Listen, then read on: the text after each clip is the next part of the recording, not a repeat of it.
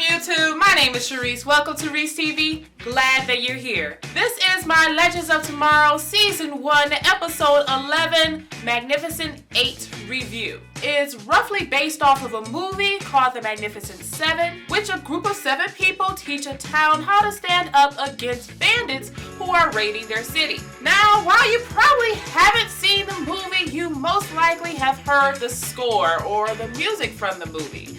Just look it up whenever you have the time.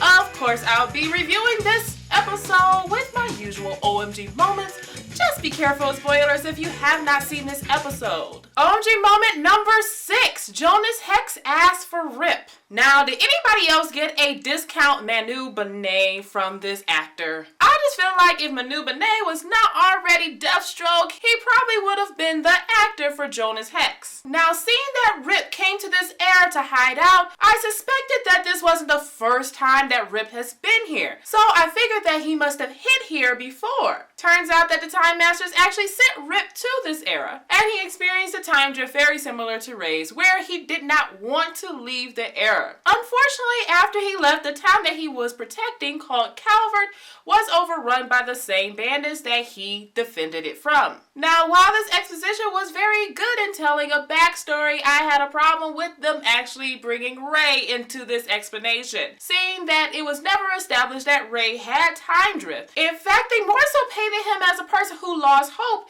after Sarah and Kendra told him to lose hope, and then he just made the best out of his situation. OMG moment number 5. Hot Girl is trying to find Carter in 1871. OMG, this girl is so confusing. Do you love Ray or not? I'm just asking. I'm just saying, why are you looking for your past love if you're into Ray? OMG, I feel so sorry for guys. Really? Now, I guess it can be argued that she's trying to find Carter in order to find a way to go against Vandal Savage. However, the rest of the episode doesn't communicate that same message. But instead of finding Carter, she finds the older reincarnated version of herself. Whew! Can you imagine how awkward that would have been if Carter and she were the same age? It would have been a mistake in lover cliche. Anyway, the older Kendra has little to no information as to how to kill Vandal Savage. In fact, she tells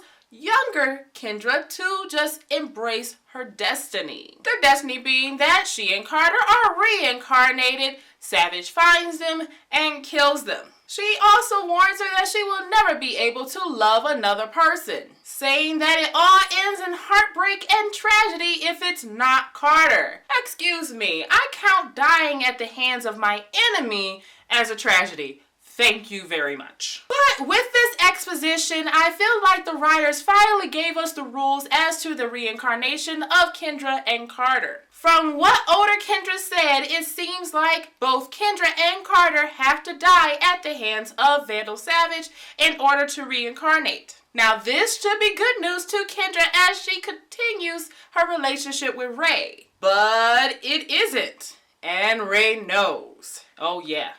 He knows. OMG moment number 4. Ray becomes sheriff. How fun is it to hear Ray pick an alias of John Wayne? Now, Ray as sheriff, I want to say that I didn't see it coming, but I did. It was either going to be Ray or it was going to be Rip. But it would have been more fun if it was Snark to work on his story arc, or to make him and Rory kiss and make up as sheriff and deputy. Instead, the writers gave Ray a storyline very similar to Stein in the episode Maroon, where Stein gets to live out his childhood dream. OMG moment number 3. Stein sees to a boy who has TB. It's 1871. Medicine is not advanced enough to combat TB, and Stein can't turn a blind eye. He makes a treatment, gives it to the boy, and orders the mother to discard it as soon as the boy is cured. But why? When the exposure of this medicine could actually advance the medicine in 2016. Apparently, he was supposed to save this kid. Turns out that the kid is H.G. Wells, famous writer of The Time Machine, the book which many of the ideals of this show is based off of. Now, I have to admit, as soon as I heard that the kid's name was Wells, I instantly thought of Harrison Wells because Stein is from the Flash series. But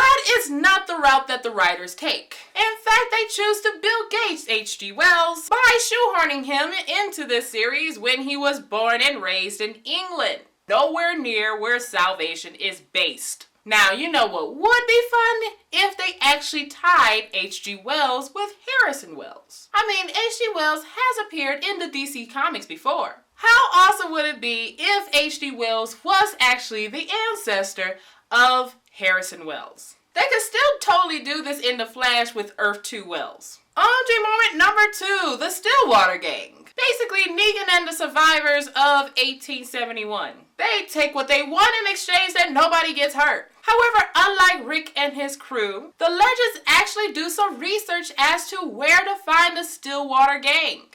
And they attack them at their camp.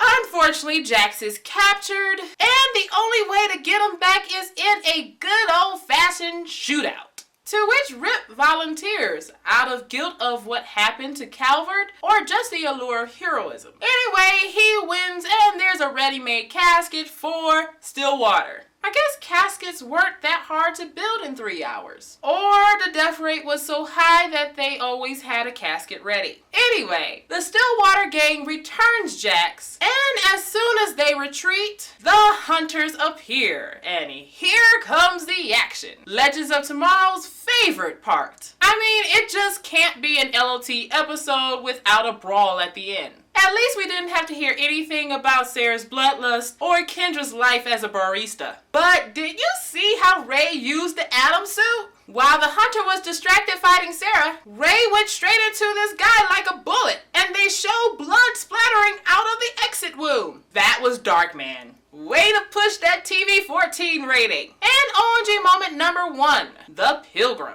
During the brawl, the hunter fighting Rory warns Rory that the Omega Protocol has been initiated, meaning that the Time Masters have sent the Pilgrim, who will stop at nothing until the legends are erased. Sounds familiar to the hunters, who weren't supposed to have a lick of humanity in them, right? Yet one called Kronos a traitor. That sounds very human to me. So what makes the Pilgrim different? What makes her different is that she will kill baby Hitler. And while the legends are talking, the Pilgrim is en route to kill the Tiny Toon versions of the legend, starting with what looks like Rory. Now, on the bright side, if she kills baby Kendra in her first life, then Vandal Savage will not rise to power. But if she kills baby Rip, would it even matter?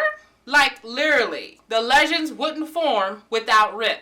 And that's where I'll end this video. Tell me, what do you think about this episode? Let's talk nerdy in the comments below. If you like this video, please leave this video a like and a share. I make a video every week, so please subscribe so I can see you next time. Bye bye.